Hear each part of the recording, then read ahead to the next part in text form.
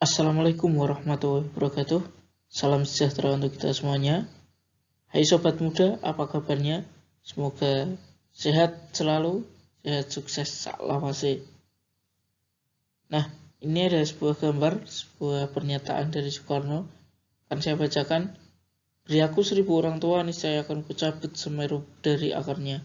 Dan beri aku 10 pemuda, niscaya akan kuguncangkan dunia. Kata-kata Soekarno ini menandaskan bagaimana pentingnya pemuda dalam kemajuan sebuah bangsa. Nah, pada bab ini kita akan belajar banyak mengenai pemuda yang katanya bisa mengguncangkan dunia. Tinta emas pemuda Indonesia dalam rangka kemerdekaan Republik Indonesia pertama kali muncul dalam peristiwa Sumpah Pemuda. Nah, pada bab ini kita akan belajar mengenai lahirnya Sumpah Pemuda dan bagaimana Sumpah Pemuda dalam Bingkai Bhinneka Tunggal Ika. Tentu kalian sudah tidak asing lagi dengan isi Sumpah Pemuda. Ada 3, yang pertama, kami putra dan putri Indonesia mengaku bertumpah darah yang satu, tanah Indonesia. Yang kedua, kami putra dan putri Indonesia mengaku berbangsa yang satu, bangsa Indonesia. Dan yang ketiga, kami putra dan putri Indonesia menjunjung bahasa persatuan, bahasa Indonesia. Akan tapi meskipun sering membaca, sering mendengar, mungkin beberapa dari kalian ada yang belum tahu bagaimana sejarah Sumpah Pemuda ini bisa diikrarkan.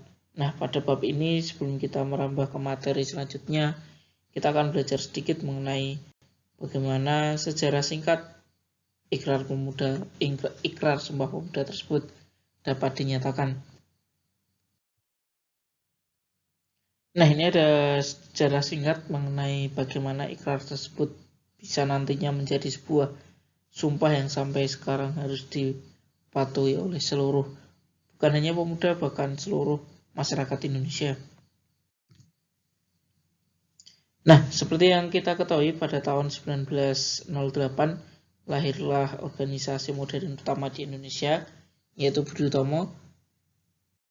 Dan kemunculan Budi Utomo ini memprakarsai munculnya banyak sekali organisasi-organisasi yang didirikan oleh pemuda. Contohnya yang pertama ada Trikoro Darmo. Trikoro Darmo didirikan oleh Satiman Wiryo Sanjoyo dan kawan-kawan di Gedung Stovia Jakarta pada tahun 1915. Trikoro Darmo merupakan cikal bakal Yong Jawa. Trikoro Darmo memiliki 3 visi mulia, yaitu Sakti yang berarti kekuasaan dan kecerdasan, Budi yang berarti bijaksana, dan Bakti yang berarti kasih sayang.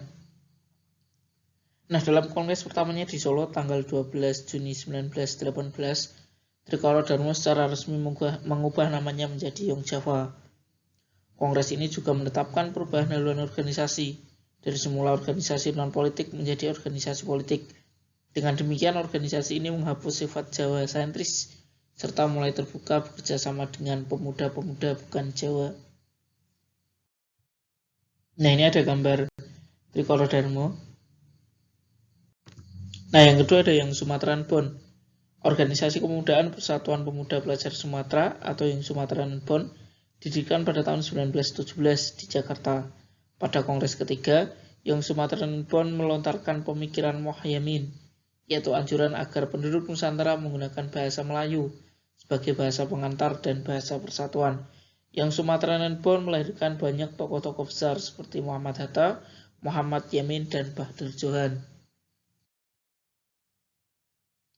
Ini adalah gambar yang Sumatran Bond di mana kita lihat Mohaimin berada di tengah-tengah. Nah, ada juga Yong Ambon, Yong Minahasa, dan Yong Celebes. Yong Ambon didirikan pada tahun 1918. Selanjutnya antara tahun 1918 sampai 1919 berdiri Yong Minahasa dan Yong Celebes. Salah satu tokoh yang lahir dari Persatuan Pemuda Minahasa adalah Sam Ratulangi. Selain organisasi yang sudah saya sebutkan tadi, ada juga Sekarokon, Yong Betawi, dan Yong Batak Spon. Nah, ada juga Perhimpunan Indonesia, organisasi kemudian yang tidak berlatar belakang suku dan kedaerahan. Perhimpunan Indonesia paling gencar mengumandangkan persatuan bangsa Indonesia di Belanda. Perhimpunan Indonesia beranggotakan para pemuda dari berbagai suku dan pulau di Indonesia. Nah, lahirnya berbagai organisasi pemuda dan adanya keinginan pemuda untuk bersatu, sehingga menghimpunkan diri dalam Kongres Pemuda. Pada tahun 1926, berbagai organisasi kepemudaan menyelenggarakan Kongres Pemuda I di Yogyakarta. Kongres Pemuda I telah menunjukkan adanya kekuatan untuk membentuk persatuan dari seluruh organisasi pemuda yang ada di Indonesia. Kongres Pemuda I berhasil merumuskan dasar-dasar pemikiran bersama. Kesepakatan itu meliputi dua hal, yaitu satu, cita-cita Indonesia merdeka menjadi cita-cita semua pemuda Indonesia. Dan yang kedua, semua perkumpulan pemuda berdaya upaya menggalang persatuan organisasi pemuda dalam satu wadah. Nah, setelah selesai Kongres Pemuda I dilanjutkan dengan Kongres Pemuda II atau dikenal sebagai Kongres Pemuda 28 Oktober 1928. Dilaksanakan dalam 3 sesi di 3 tempat yang berbeda oleh penggagasnya. Organisasi Perhimpunan Pelajar-Pelajar Indonesia atau PPPI yang beranggotakan pelajar dari seluruh wilayah Indonesia.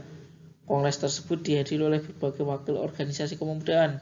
Contohnya ada Young Java, Young Batak, Young Celebes, Young Sumatran Bon, Young Islamitin Bon, Young Ambon, dan lainnya. Serta ada juga pengamat dari pemuda Tionghoa seperti Kwe Tiam Hong, John Lau Chon Ho, Oi Kai Siang, dan Choi Jien Kui. Nah, pada rapat pertama, tanggal 27 Oktober 1928, di Gedung Katolik Zongelin Bon atau KJP, Waterloopin yang dulu lapangan Benteng.